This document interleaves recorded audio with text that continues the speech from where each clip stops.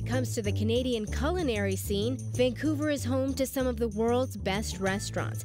One that's at the top of the list is Hawksworth Restaurant by star chef and owner David Hawksworth. Having honed his craft in the United Kingdom and worked in Michelin-starred restaurants around the world, the Vancouver native has a vision for Canadian cuisine that's fresh and contemporary with ingredients from local communities. Canada is such a broad country, and that I think we're still trying to work that out.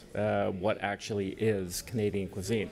You know, it's and it's so, because the country is so vast. It does vary. You know, Montreal is very different from Vancouver cuisine, and all I can sort of enlighten that by saying that it's a little bit more lighter out here, a little bit more, say, seafood orientated, more vinaigrettes, and maybe a little bit more ethnic.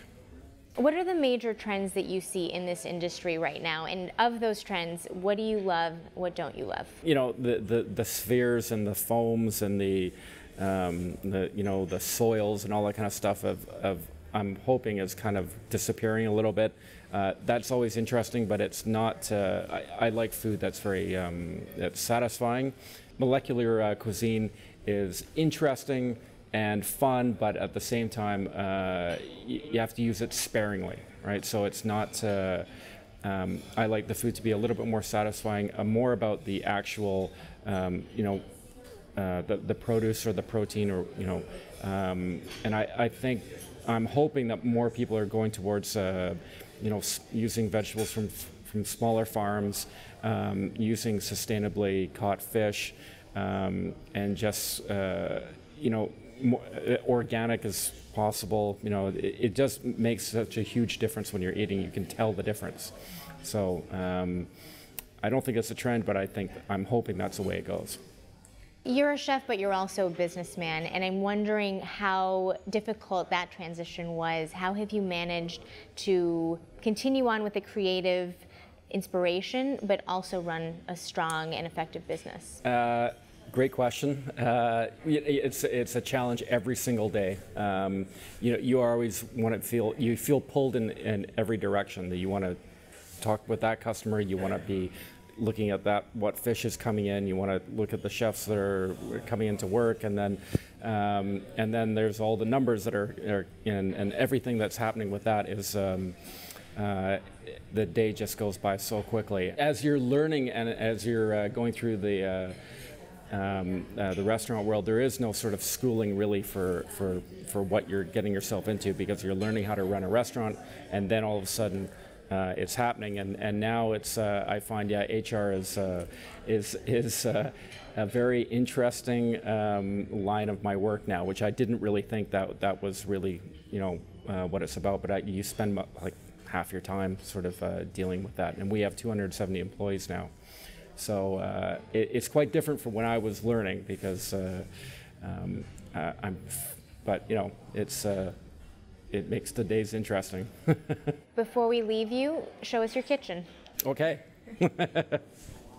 David, what are we making? Well, this is a nice starter that we have available at dinner time. It's a Wagyu beef carpaccio. We have some manchego cheese. We have like a red pepper puree, a little parsley puree, some tomato powder here, and then we have a tomato crisp. And then, do you know what this is here? No, I was wondering about that. Okay, so we're having a beef carpaccio, so we're doing a crispy beef tendon. So we're going to put a little bit of a ramp dressing over here. We'll just kind of spread that all around.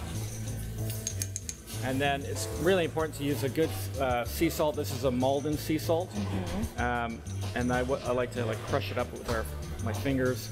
And then we've got the tomato powder. So we've taken some tomato juice. We've cooked it right down. We've dehydrated it.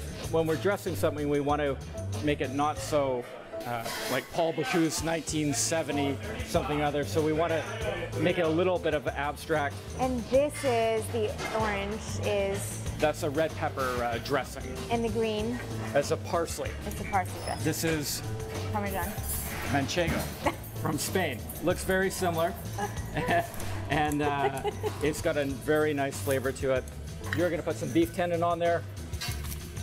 You trust me to do this? Yes, absolutely. So you want to kind of, you might, put one here, and then you might want to put one, break it up a little bit.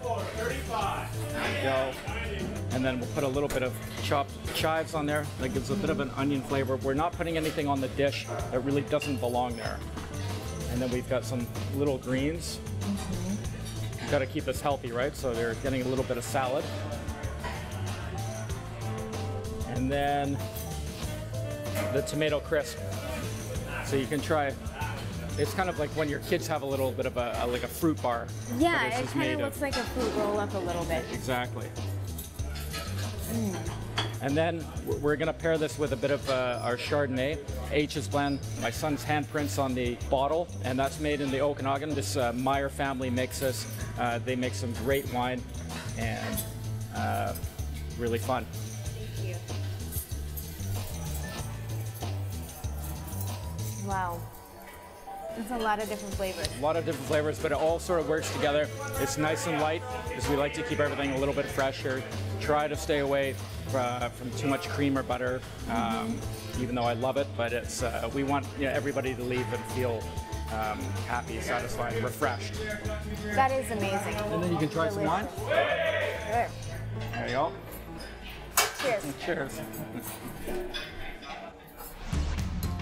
Up next, get a front row view of the Canadian Rockies with one of the top luxury trains on the planet. And we travel to a small island off Canada's east coast that's become a magnet for global tourists. You're watching Bloomberg Pursuits Canada 150.